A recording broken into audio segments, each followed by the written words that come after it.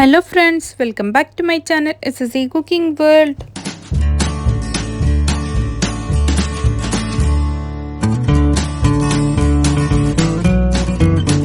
ഇന്ന് ഞാൻ നിങ്ങളുടെ മുമ്പിൽ വന്നിട്ടുള്ളത് സദ്യ സ്പെഷ്യൽ ആയിട്ടുള്ള വമ്പയർ എരിശ്ശേരിയും അതുപോലെ തന്നെ ഓലൻ്റെയും റെസിപ്പിയുമായിട്ടാണ്.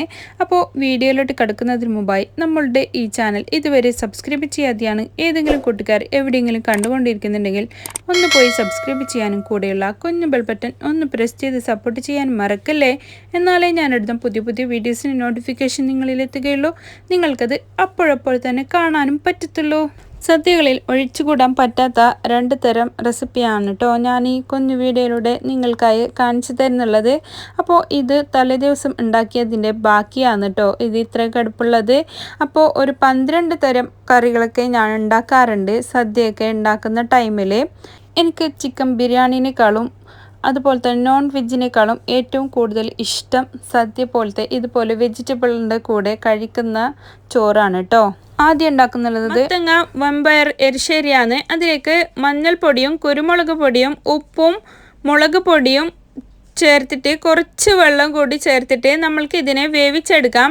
വെള്ളം അധികമാവാൻ പാടില്ല. വെള്ളം അധികമായി കഴിഞ്ഞാൽ ഇതിൻ്റെ കൺസിസ്റ്റൻസി മാറും, കുറച്ച് ലൂസായി പോവും. അതുകൊണ്ട് വെള്ളം കുറച്ച് മാത്രം എടുത്താൽ മതി.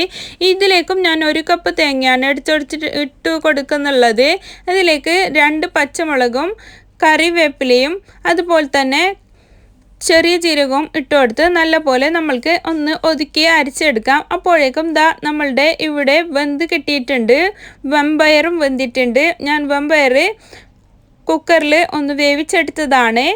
ഇത് കുതിർത്തി വെച്ചതും ഞാൻ കാസ്ട്രോളിൽ ഇട്ടിട്ട് ഒരു ടിപ്പ് യൂസ് ചെയ്തിട്ടാണ് ഇത് കുതിർത്തി വെച്ചിട്ടുള്ളത്, പെട്ടെന്ന് തന്നെ ആയി കിട്ടാൻ വേണ്ടിയിട്ട്. ഇതിലേക്ക് നമ്മൾ അരച്ചെടുത്തിട്ടുള്ള ആ കൂട്ട് ഇതിലേക്ക് ഒഴിച്ചു കൊടുക്കാം. വെമ്പയറും ഇതിലേക്ക് ഇട്ട് കൊടുത്തിട്ടുണ്ട്, മത്തങ്ങയും. പിന്നെ പാകത്തിനുള്ള ഉപ്പ് ഈ ടൈമിൽ നോക്കിയിട്ട് നമ്മൾക്ക് ഇതിലേക്ക് ചേർത്ത് കൊടുക്കാം. ഇതിലേക്ക് കടുക് താളിച്ച് എടുക്കാൻ വേണ്ടിയിട്ട് ഇതിലേക്കും വെളിച്ചെണ്ണയാണ് ഞാൻ ചേർത്ത് കൊടുത്തിട്ടുള്ളത്. അതിലേക്ക് കടുകിട്ട് പൊട്ടിയതിന് ശേഷം കറിവേപ്പിലയും വറ്റൽമുളകും ഇട്ട് കൊടുക്കാം. പിന്നീട് ചെറിയ ഉള്ളി നന്നായി ഞാൻ അരിഞ്ഞു വെച്ചിട്ടുണ്ടായിരുന്നു, അതും കൂടി ഇട്ട് കൊടുത്ത് ഒന്ന് നമ്മൾക്ക് നല്ല പോലെ മൂപ്പിച്ചെടുക്കാം. അപ്പോൾ അതിന് ശേഷം നമ്മൾക്ക് അതിലേക്ക് ഒരു പിടി തേങ്ങയും കൂടി ഞാൻ ചേർത്ത് കൊടുത്തിട്ടുണ്ട്. മൊത്തത്തിലായിട്ട് ഇതുപോലെ റോസ്റ്റ് ചെയ്തെടുക്കണം. എന്നിട്ട് അതിലേക്ക് ചേർത്ത് കൊടുത്ത് ഒന്ന് നല്ല പോലെ മിക്സ് ചെയ്തെടുക്കാം. അപ്പോൾ നമ്മളുടെ വമ്പയർ എരിശ്ശേരിയും ഇവിടെ റെഡി ആയിട്ടുണ്ട്. അടുത്തതായി ഞാൻ തയ്യാറാക്കാൻ പോകുന്നുള്ളത് നല്ല പെർഫെക്റ്റ് ആയിട്ടുള്ള വമ്പയർ എരിശ്ശേരി നമ്മൾക്കിവിടെ റെഡിയായി കിട്ടിയിട്ടുണ്ട്. അപ്പോൾ എല്ലാവരും ഈ റെസിപ്പി ഒന്ന് തയ്യാറാക്കിയിട്ട് നോക്ക്, നിങ്ങൾക്കും ഒത്തിരി ഇഷ്ടമാവും. ഇത് തണുക്കുമ്പോൾ നല്ല കട്ടിയായി വരുന്നുണ്ട് കേട്ടോ. അടുത്തതായി ഓലനാണ് ഉണ്ടാക്കുന്നുള്ളത്. ഓലനാണ് ഞാനിവിടെ തയ്യാറാക്കാൻ പോകുന്നുള്ളത്. അതിനുവേണ്ടി ഹാഫ് കുമ്പളങ്ങ അടിച്ചിട്ടുണ്ട്. അതിനെ ഇത് ചെറുതായി അരിഞ്ഞതിന് ശേഷം ഒരു 2-3 പച്ചമുളക് ഞാൻ ഇട്ട് കൊടുത്തിട്ടുണ്ട്. ഇതിലേക്ക് പച്ചമുളകിൻ്റെ ആവശ്യമൊന്നുമില്ല, എങ്കിലും നമ്മൾ ഒരു സ്റ്റൈലിൽ കിട്ടാൻ വേണ്ടിയിട്ടാണ് ഞാൻ പച്ചമുളക് ചേർത്ത് കൊടുത്തിട്ടുള്ളത്. അതിലേക്ക് വമ്പയർ വെന്തത് ഇവിടെ ചേർത്ത് കൊടുത്തിട്ടുണ്ട്, അത് വെന്തി കിട്ടിയിട്ടുണ്ട്. തേങ്ങയുടെ 1-ാം പാലാണ്, നല്ല കട്ടിയുള്ള 1-ാം പാൽ തന്നെ ഒഴിക്കണം. അതിലേക്ക് കറിവേപ്പിലയും പിന്നെ വെളിച്ചെണ്ണയാണ് കേട്ടോ ഇപ്പോൾ ഒഴിച്ച് കൊടുത്തിട്ടുള്ളത്.